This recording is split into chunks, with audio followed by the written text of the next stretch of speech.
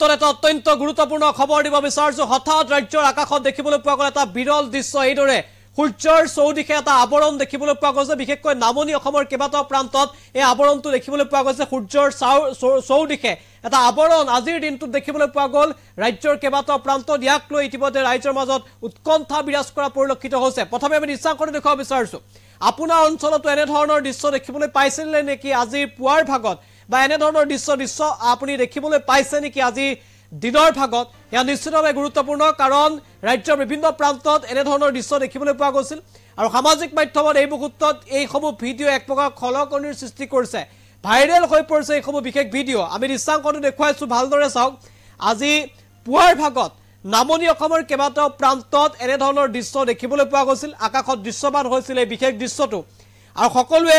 বিভিন্ন ধৰণৰ কমেন্ট বিভিন্ন লোকে কৰিছিল যে এটো কি হ'ব পাৰে বা কিয় এনে ধৰণে সূৰ্যৰ চৌদিশে এটা আৱৰণ দেখিবলৈ পোৱা গ'ল তাক লৈ কৌতুহলৰ সৃষ্টি হৈছিল আৰু ইতিমধ্যে সূৰ্যৰ কাষে কাষে এটা বিশেষ ৰশ্মি দেখিবলৈ পোৱা গৈছিল ৰামধেনু খনিকে দৃশ্য নামনি অসমৰ কেইবাটাও প্ৰান্তত পুৱাৰ ভাগত দৃশ্যমান হৈছিল আৰু এই মুহূৰ্তত ভিডিঅ'টো সামাজিক মাধ্যমত চৰ্চিত হৈ পৰিছে আপোনাৰ অঞ্চলত আজি পুৱাৰ ভাগত এনে ধৰণৰ দৃশ্য আপুনি দেখিবলৈ পাইছিল নেকি যদি পাইছিল আপুনি কমেন্ট কৰিব পাৰে এটা বিশেষ ৰশ্মি দেখিবলৈ পোৱা গৈছে সূৰ্যৰ চৌদিশে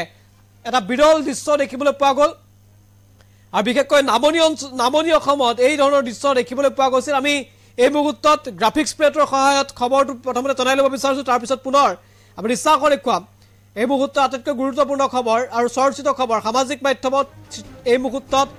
এই আকাশত এটা বিৰল দৃশ্য দেখিবলৈ পোৱা গৈছে দৃশ্যটোক লৈ সামাজিক মাধ্যমত চৰ্চা আৰম্ভ হৈছে ৰাজ্যৰ কেইবাটাও প্ৰান্তত দৃশ্যমান হৈছে এই বিশেষ দৃশ্যটো সূৰ্যৰ চৌদিশে ৰামধেনু খনিক দৃশ্য দেখিবলৈ পোৱা গৈছিল আৰু আজি আকাশত দৃশ্যমান হৈছিল এনেদৰে সূৰ্যৰ চৌদিশে এটা বিশেষ ৰশ্মি দেখিবলৈ পোৱা গৈছিল কি হ'ব পাৰে তাক লৈ চৰ্চা চলিছিল আৰু সমগ্ৰ ৰাজ্যজুৰি চৰ্চা চলিছিল বিশেষকৈ নামনি অসমত আকাশত এনে ধৰণৰ দৃশ্য দেখিবলৈ পোৱা গৈছিল আৰু যদি আপোনাৰ অঞ্চলতো দেখিবলৈ পোৱা গৈছিল তেতিয়াহ'লে আপুনি কমেন্ট কৰিব পাৰে কাৰণ আমি যি তথ্য লাভ কৰিছো গোলকগঞ্জ অভয়াপুৰী বিশেষকৈ হুজাই লামডিং এনে অঞ্চলসমূহত এই সমূহ দৃশ্য দেখিবলৈ পোৱা গৈছিল বিশেষকৈ নামনি অসমৰ ধুবুৰীত এই দৃশ্য দেখিবলৈ পোৱা গৈছিল বুলি আমাক বহুতে জনাইছে যদি আপোনাৰ অঞ্চলতো এনে ধৰণৰ দৃশ্য দেখিবলৈ পোৱা গৈছিল আপুনি কমেন্ট কৰি জনাব পাৰে আজিৰ দিনটোতেই এনে ধৰণৰ বিৰল দৃশ্য দেখিবলৈ পোৱা গৈছিল আকাশত কিহৰ আৰু কিয় এনে ধৰণৰ দৃশ্য দেখিবলৈ পোৱা গ'ল তাক লৈ চৰ্চা কৌতুহল আৰম্ভ হৈছে ৰাজ্যৰ মাজত আৰু ইতিমধ্যে সামাজিক মাধ্যমত ভিডিঅ'সমূহ ভাইৰেল হৈ পৰিছে যাৰ বাবে আমিও আপোনালোকক এই বিশেষ দৃশ্যটো এই মুহূৰ্তত দেখুৱাইছো এনেধৰণে আকাশত দেখিবলৈ পোৱা গৈছিল সূৰ্যৰ চৌদিশে এটা বিশেষ ৰশ্মি আৰু ইয়াক লৈ উৎকণ্ঠা আৰু চৰ্চা আৰম্ভ হৈছিল এম্বিয়েন্সৰ সহায়ত আমি এই মুহূৰ্তত সেই বিশেষ দৃশ্যাংশটো আপোনালোকলৈ আগবঢ়াইছো